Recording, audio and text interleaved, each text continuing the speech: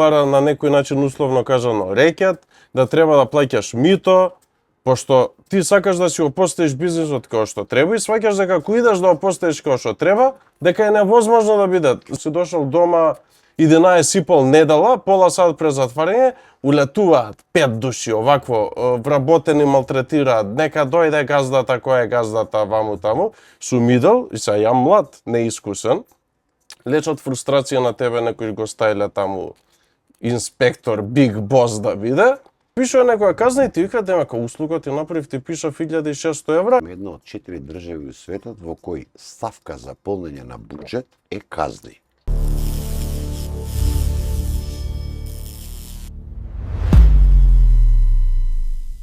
Mindset Talks, епизода број 7. Дали правилата се патокас или ограничување? Ајде, Филип. Така застанавме. Тука мислам дека имаш од Хитлер една изрека позната: пречките се создадени за да ги струшиш, а не да им се предадеш. Нешто така беше, така да суштината според мене е таа. Види, Хитлер има и друга изјава, работата те ослободува и певно мајката, ние за тоа работиме, да се ослободиме. Да, го правевме мовет минатиот пат. Генерално правилата ги прават за да се водат. Види, правилата се исто, ти го имам кажано, правилата се исто како во едно овчарство. Овцата има правило кај шо кога да прави. Овчарот ги нема правилата. Влага, излага, бачило кога сака.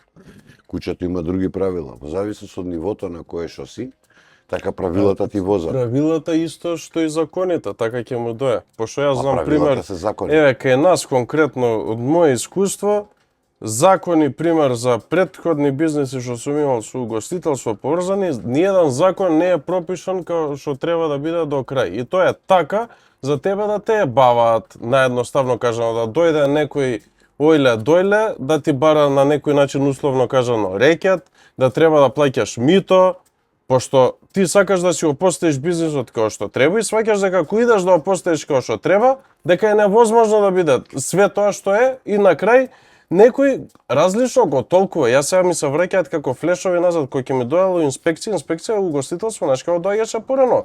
Мислиш ко антитероризам оние у Америка, готово, ве откривме сега, затвори по 5 души тие уја па језиво, што ти кажам. Да, ти влагаат и тоа лечат фрустрации бар у тоа време на невидено ниво. Јас сум си дошол дома 11:30 недела, пола сат пред затварање, улетуваат 5 души овакво, вработени, малтретираат, нека дојде газдата, која е газдата, ваму таму, су мидел, и са јам млад, неискусен, лечат фрустрација на тебе, некој го стајле таму инспектор, биг бос да биде, и кој како сака те е бава, зашто ниедно, он правилото, тоа е законот, другаче го толкува. И тебе те буквално, како волу купус, ти како глуп седиш и мораш да ќутиш, и они си живljаваат на тебе, пошто казната, ја мислам дека минимална казна ти е 2000 евро у тоа време беше. Значи, не, и знам дека еднаш ми пиша, не сум имал, стално сме биле колку што може све да биде како што треба, и сме имале късмет, пошто ако сака да ти пишат, ти пишуваат 100%. Еднаш ми пиша еден казна 1600 евра за некоја глупост, и знаеш што ти вика на крај? Добро бе, па и ти 1600 евра, така ми вика. Викам, ти бе, знаеш колку си 1600 евра да ги извадиш и да платиш 20 вработени и со придонеси и 300 чуда? И ти вика, добро бе, 1600 евра. У тоа време, ова е пред 7 години. 1600 евра беа у превод кod денес 4000 евра. Имам 3 работи, ја ти кажам. Ама не, и муабетот, нивното размислување, он работи за некоја мизерна плата таму, лечи фрустрации, гледа мито да земе да колку што може поише, и уште ти пишува некоја казна и ти вика дека услуга ти направив, ти пиша 1600 евра и тоа ти се дешава у недела вечер у 11:30. Така, доека сме овде.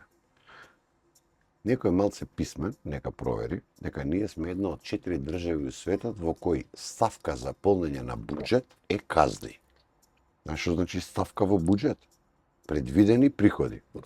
Значи, нашиот законодавец на Република Северна Небиднија предвидел дека народот ќе сгреши во вредност од 2, 4, 5, 6 милиона евра.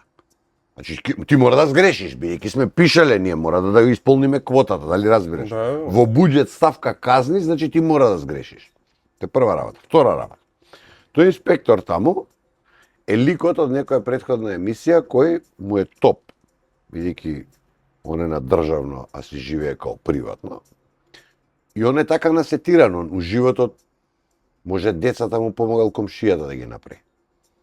Значи ништо на своја одговорност да не се направи. Така е сетиран. Да. Правилото у глава му е, некој го учел така. Значи ние со генерации учиме некако. Ако татко ти имал приватен бизнис, ти си склон да тераш приватен бизнис. Ако татко ти бил државен пацов, ти си склон да бидеш државен пацов. Ретко имаш промена, ти така си програмиран. Од дете те програмираат некако. Трета работа, кога одиме по ред, на цела приказна. Во Македонија законите се препишуваат. Законодавецот ни еден закон нема направено за да функционира. Пример 1. Во закон за сообраќај е предвидено не смееш да шлепаш, да влечеш друго возило. Во законот за потребна опрема во кола е сајла за влечење. Да ми објасни некој сајлата, освен да се обесам за што ми е. Денес можеш да денес било кој кога сака нека ја провери, нека ми го провери податоков. Дали во закон за сообраќај е дозволено шлепање во Македонија? А втора работа, провери го, дали е дозволено шлепање кога и у кои услови. И дали у опрема за возило ти треба сајла. И ти има да се паднеш од смеење. Еве ти најглуп пример. Сега, тоа ти се однесува за било кој бизнис. Да, бе, за све е така. Сега, законите не функционираат до едно време до наше... Тоа мое искуство. Така е. И најлесно угостителство, ти масакар, пошто јас знам, им требале пари, онда дебармало, ова доаѓаат. Пепел го прави. Знаеш дека оваа недела, абе масакар, ја имало периоди кога сум викал, па боле да кажеме годишен одмор не работиме, пошто тоа излага, ти вика, мора да те казниме, само гледаш. Види, си гледал филмови со вампири на времето, како вика, у ова село ќе нападнеме, луѓе има најмногу да ми е цицаме крвта. Исто ти е. Системот мора да функционира. Проблемот на системот во Македонија е што место да го свати што се. Види, дали знаеш дека единствена држава во Европска Унија која не наплаќа патарина е Германија? Има најбољи патишта. А немаш патарина никаде. Зошто? Па многу просто. Во Македонија ако нема патарина, а плаќаме патарина, кој регистрираш кола имаш за патишта. На горивото има ставка за патишта. Патарина плаќаш, не дај Бож да возиш по автопат. Автопатот е здравствена институција. Кршење на камену бубрек, пробање на јачина на пломби у заби. Значи ти од Демиркапија до Неготино да дојдеш, треба да си стручњак да го извозиш. Јас ке сум загинал таму. Бидејќи полјакот со шлеперот од трета лента, од задња десна лента, дојде у трета лента, изрипа шлеперот на 120. 40 тона рипаа по автопат. Од 20 закочив да не ме собере. И тој сирма црвен како, не знае што да вика, извини. Патарина платил и му пиша 120 ограничење. И он го пукнала камионот 80-100 како што му може. И он на 100 со 40 тона на убавиот пат, кога почнал горе-доле, веќе камионот се одвил од автопат. Он не го контролира камионот, не е крив. Некој му напишал дека нема гајле. И стварно нема гајле. Ама вечерал полјакот со Господ, па го спасил. А некој не го спасил. Нема лето, отвори вести, нема лето каде што туристи што патуваат транзит из Македонија немаат сообраќајка. Имаме многу убави патишта. Ние од држава која у регионот, бугарите, научна фантастика, албанците, Албанија семафор 93-та стаја, какви патишта. Дојде да ти во Ниш може да се двоиш десно или лево и ринг роуд да направиш околу Македонија. Уште е најубав пат од Скопје Велес бе од Тито, братство, единство. Ни наплаќаат дека уште се фали наша влада дека од Северна Македонија до југ, од Табановце до Богородица има аутопут. Дали Скопје Велес и Велес Скопје автопат? Автопат по стандарди е две ленти една до друга. Ако се деси нешто на оваа лента, да се префрлиш на другата. Ти за Велес кога ќе идеш и од Велес за Скопје, ако се деси нешто на пат, префрли се на другата лента. Ајде да го видам тој сообраќаен стручњак што ќе ми се префрли. Значи, ние живееме у превара. Затоа што на некој така му одговара. Па затоа и тоа на све можно. Затоа што законите на крајот на денот од секогаш важеле за обична раја, за обичните слепци, а не важеле за оние што ги пишуваат. А тие што ги пишувале во паметен систем, ги направиле на начин на кој, мислиш ти дека не крадат у Германија или не крадат у Америка. Абе, едно е да крадеш културно, друго е да баш мајка. Проблем е овде без мерка, што би рекле прилепчани, без ислав се прави се. Тука ни е нас најголемиот проблем. Иначе во Америка дека не крадат, па чекај бе малце, американците законски ти внесуваат тебе закон, имаат ставка, како се вика тоа? Чекај што не ми текнува моментот. Не е мито, не е корупција, него лобирање. Да ми платиш да лобирам. Значи, јас сум шајка со градоначалникот, ти ми плакаш 10.000 евра да излобирам да ти ја даде дозволата. Види, Да. у турско Си време, направиле, кај османлиите тоа се е- викаше рушвет и бакшиш. Знаеш што е разлика помеѓу рушвет и бакшиш? Ако треба да ми завршиш работа и ти дадам еден грош пред да ми ја завршиш Тоа е работата. рушвет. Тоа е рушвет. А од кога ќе ми ја завршиш работата, ќе ти дадам грош, тоа е бакшиш. Али ја грошот морам да ти го Ова кај дадам. нас како се И класифицира. рушвет и бакшиш овде даваш. И на почеток и на старт. Овде све и рушвет и мито и бакшиш на крај. Знаеш што е трагедијата? Јас сум малце постар, памтам дека од секојаш беше така. Затоа што ти кога ќе одиш у било која институција, само што на времето ќе се смеат постари ако не гледа некој од нив, си идеше со 100 грама кафе и бомбонјера. Сега тоа се замени со мислам да не се мачиш да ја влечеш кесата. У евра се замени одма, нели? 5, 100. Пази ти да извадиш од матична книга на родени извод, по закон ќе ти ја даде за месец дена. Он електронски кој јас ќе си аплицирам и ќе си ја платам изводот, автоматски на штампат само прит треба да кликне и да ја го извади изводот. Ако немаш другарче да ти го даде одма извод и не му дадеш на тој на шалтерот да го почастиш, оти е најубав на светот, ти извод ќе си чекаш месец, али два, оти си изгубил. Работата кај нас е дојдена до таму да портирот во клинички центар, овде кај тебе у комши, да ти каже да те носам до тоа оделение, сакаш, сакам. И ќе те однесе до лифтот, до вратата ти, кога ќе се снајдеш у државна болница, да ми кажат кој се снашол. Освен тој што секој ден е таму. Да. Или да е вработен. А да почастиш бедно кафе што ти покажав каде. Значи портирот кафе, 20, 30, 40 дена да има бакшиш има он. Да. Значи менталитетот е бакшиш дека треба да му даеш. Тоа е да, у менталитетот. Ама и факт е тоа дека правилата, уствари, како беше и она со коњократците, и таа е суштината и одговорот на тоа. Тие што ги кршеле, после ги напишале и е направено за нив. за нормалниот човек да се придржува кон нив за да не се деси хаос, веројатно. А од друга страна те ставаат у граници. И ако сум растал, моите како ми правиле тензија, учи ова факултет, учи ова да завршиш, учи тоа, сега со тоа ни гзот не можеш да го избришеш. А главното не си Така го бил програмиран. применувал. Тоа е, дали правилата тебе те ограничуваат или не те ограничуваат, проста работа. Зависи ти како се класифицираш, дали сакаш да те ограничуваат или не ќе да те ограничуваат, дали сакаш да бидеш просечен човек или да направиш нешто посебно.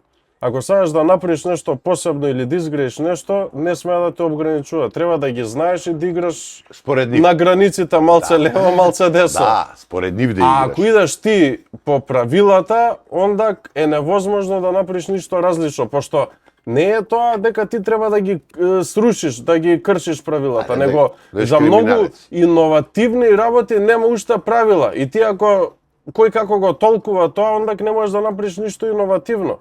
Види, ако сакаш Пошто треба да е пропишано правилото, за тоа више да е нешто познато што го правиш. Ако е нешто ново, нема да има правило. И ти ако си кажеш, нема кјути да не ми пишат казна, нема да го направиш. И луѓе као сикаат, сите имаат идеи.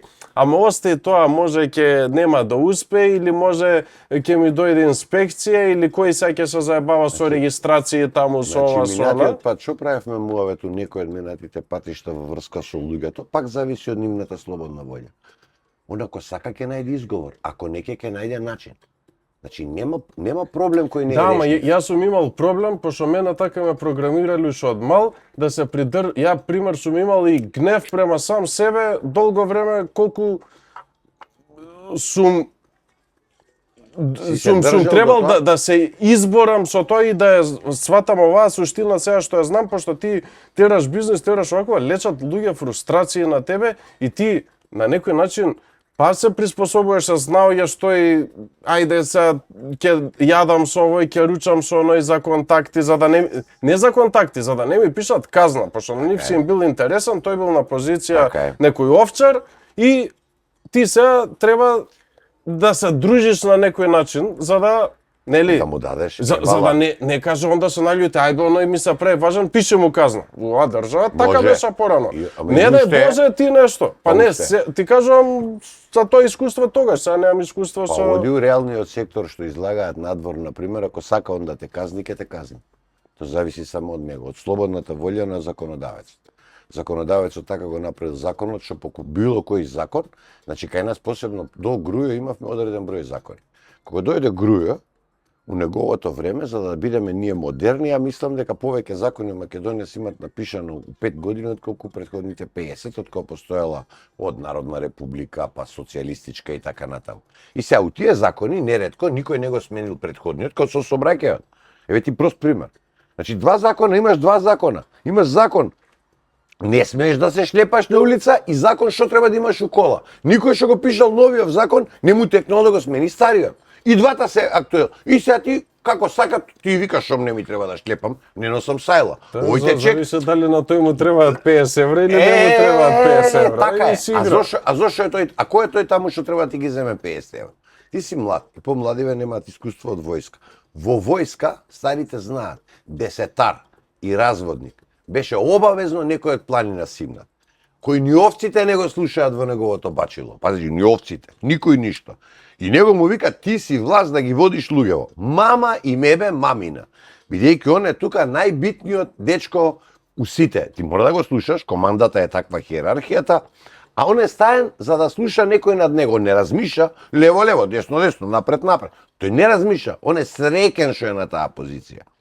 Кај нас се што се става, па општо, не само кај нас, не само Македонија, цел свет. Не бе, да. Председатели, мецедатели, премиери, политичари, види им го диапазонот на карактер и интелигенција. Не размишljам зашто тоа ќе оправи. Ке се тепаме со Русија. И он, ке се тепаме. Дечко, како ќе се тепаш бе? Ти голгас, овие да кивнат, тебе ќе те нема. Ама он дига да прста, мува не го лази. Не размишља, ни на последица, ни на ништо. Евентуално ако размишља, ако стае некоја паричка у джеп, ќе имал за него, за неговите деца 300 у Скопје. Тоа му е резонот. Пази, цел систем е направен на начин на кој функционира во како беше тоа, на бесконечна лента која се движиш. Е како сега што спортуваат. Одиш, ти никаде не одиш, стоиш на место, а лентата врти под тебе под нозете, за да не се бутка напред. Секое правило е направено за да те насочи, за да ти од тоа правило научиш како треба да бидеш подобар. Оти, тоа што не учеле мене, тебе и сите што не учеле дома е наследено од некаде. Од традиционални, морални, етички вредности. И тогаш народот другачие е било. Пази, порано пред 100 години, како бе девојче да излезе само на улица, ако нема пратња, брат, татко да ја прави? Како бе само да се шета? Нема шанси. Нема теорија, бе, научна фантастика е тоа. Како бе тоа што сега е дозволено? Каде бе ти смееше да направиш? Пази, греб беше, срамота беше до пред 20 години да се разведеш, бе. Абе, карале, тепале, колеле дома, кјути, трај. Ти добил отказ од работа. Не знам, пази, милион работи што ќе ти се случат у животот, не е битно дали си ти прав или крив. Си добил, не знам, кецу школо. Па ти си бе ерес, бе, одма на крст те ставаат, те раскрстуе дома. Пази, данес ќе се повторувам ко папагал. Значи, тоа беше време на послушност. Ти си така учен, сега ти време е да завршиш школа. Заврши ли школа, да. На кој факултет ќе се запишеш? Не кем да сакам занаетчија да бидам. Колку занаетчија да бидеш? Ти мора факултет да завршиш. И идеш на факултет. Да, ама По кој тато и мама... друго време они која биле. А у мојата транзиција од тоа, ја што сум фатил, сум го растел така, Со ова реално што ја живеам, нема благја веза. Значи, јас сум изгубил една половина од животот на глупости. У превод. Мислам, не у превод, него така е. Пола живот, не ба кој пола, поише од пола. Не. Значи, дока е 23-4 години, пише пропало. Тоа ти е само губење време. Видиш, животот, ако го гледаш по временски рамки, ти е една трилогија, као Ана Каренина, Тихи дом од 3 тома. Првиот том ти е до 25 години, кога другите ти учат. Од 25 до 50 години ти се бориш и ако си паметен, од 50 до 75 живееш. Порано на 50 години, нити луѓето се однесува како ја што се однесува. Се однесувам сега. Нити па го живееш животот што ја го живеа. Оти пази сега, на волја на вистината има една огромна предност. Животот не ти завршува на 50.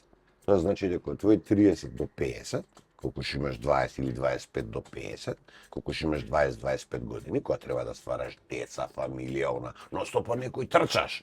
Овој треба да проди, тој се разбрал, тој температура. Ти на 50 веќе ги немаш обврските, имаш истата сила.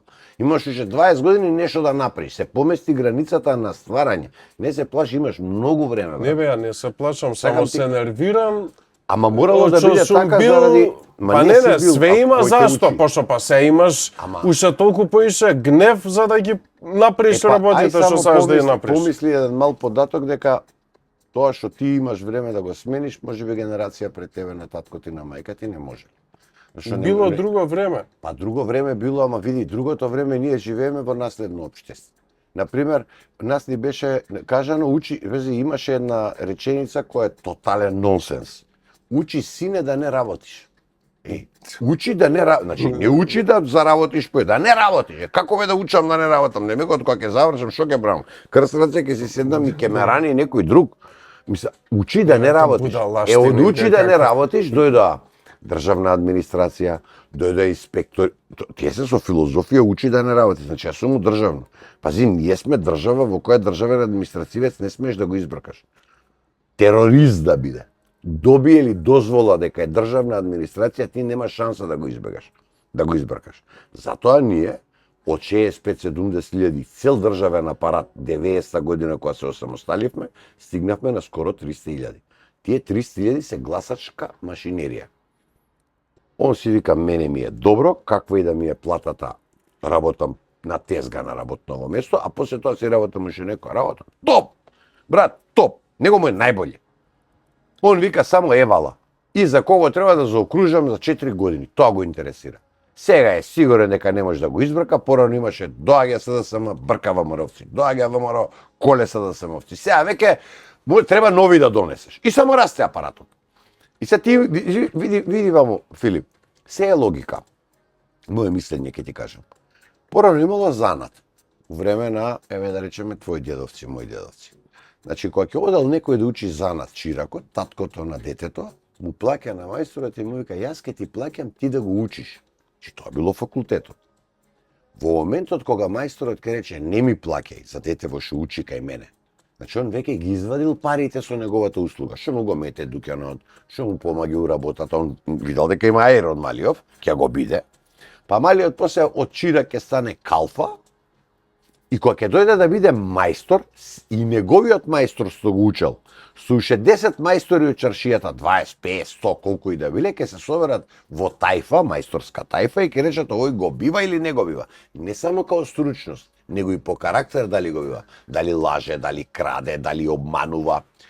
Да ти у тоа време, у Јорганџиска улица или Казанџиска улица, да дојде мајстор што ќе ја заебе работата, и нема да ти даде казан или јорган, а си платил, веќе никој не разговара со него. Значи имало етика внатрешна и етика надворешна. Ти знаеш дека кога ќе влезеш у улицата, они сами се пазат дека квалитетот што ќе ти го дадат, ова што сум ти го продал дека упалјач ќе довеш, а не пенкало. Значи имало морал, некаков внатрешен морал и етика. И сега дојдовме у време на индустриализација. Ние у времето на индустриализација, по човеков раст како иде напред, одеднаш дојдовме дека ти не е веќе занаетчија, бидејќи занаетчијата има дуќанче кај што може да работат 2, 3, 5 луѓе. Сега доаѓа, пази, трагедијата е што има млади дечки твоја генерација што вика ти не си бил вика у Дрекстер Мајер да го видиш како функционира. Ја го земам под мишка и го носам од металски завод Титул, погонот кај што се сервисираат тенковите. И он гледа и паѓа у несвест. И ова го имало. Не електроника. Машинство голо. Нас најразвиена фирма ни е Дрексар Мајера, имавме фабрика што прави тенкови. Може да замислиш што е враќање назад. Тоа е како да, не знам, си возел сателит и ја те враќам и ти викам види тротинетов колку е јак. Нас не вратија назад. Сите мајстори, сите стручњаци што знае нешто 90 година веќе се старили и умрели. Ние сме произведувале автобуси. Најди еден човек, сега најди тим да склопат еден автобус. Нема такви луѓе. Знаењето умре. Знаењето веќе не постои. Нас не вратија назад, затоа што на некој така му одговараше. Некој ги направи сите тие правила и услови како ние треба да се движиме. Значи, оние закони, кога требаше да не буткаат напред, у Титова Југославија за индустриализација, имаше закони како да се учат и воспитуваат луѓе. Се отворија факултети, се отвори универзитети, се отворија насочени школи, средните беа насочени, права експерименти милиони еден. Али поентата беше следна, морам да идам на факултет да научам, за со тој факултет да влезам во еден голем процес во кој ќе работам. Јас сум делче од 2000 луѓе кои треба да излезе на крај автобус. Денес дојде АИ, дојде роботика, каков човек не ти треба, кинезите со роботи машини прават. Да. Небитно, на крај, значи, уствари, па се сведува ново, еве сега што му пишав и на консултатор да идам што има да каже, тачно убаво го има дефинирано тоа што го збориме, дека дали се ограничување или патока се во зависност од тоа како се класифицираш ти, колку си свесен за тоа што сакаш да постигнеш у животот. Дали сакаш да се вклопиш во системот или во стадото, или сакаш да направиш нешто различно. Ама не е само до нас, некој треба да те препознае. Не, треба и сам да станеш свесен дека е тоа така. Јас сум го правил, не сум бил свесен. Ега ти кажу. Од секогаш требало некој да го препознае. Ќе го праша стручњакот за темпларите. Па не, еве, баш сега тоа ќе го прочитам за да го завршиме дискусијата. Ама не можеш темплар да стане не да станеш, него филозофијата е таа, дали ти ќе гледаш како да играш околу границите на правилата, така или ќе те ограничат. И од кога ќе те види некој од таа банда дека тебе ти фаќа црпката, ќе те земе во бандата. Ти текно е, не можеш сам да направиш. Добро, ама не навлагам за тоа, него зборам за твојата внатрешна психологија што треба да имаш ако сакаш да направиш нешто различно. Ево сега таман ќе го прочитам за крај. Концептот дека правилата се за обичниот народ не е само мит. Тоа е основата на хиерархијата во речиси сите затворени системи на моќ. Еве како точно се толкува ова во круговите како слободни ѕидари масоните, темпларите и херметичките филозофии, што можеш директно да го искористиш како аргумент. Иницирани наспроти профани. Во масонеријата и езотеричните редови постои строга поделба меѓу луѓето. Иницирани, оние што знаат вистината, и профани, обичниот народ, оние надвор од храмот.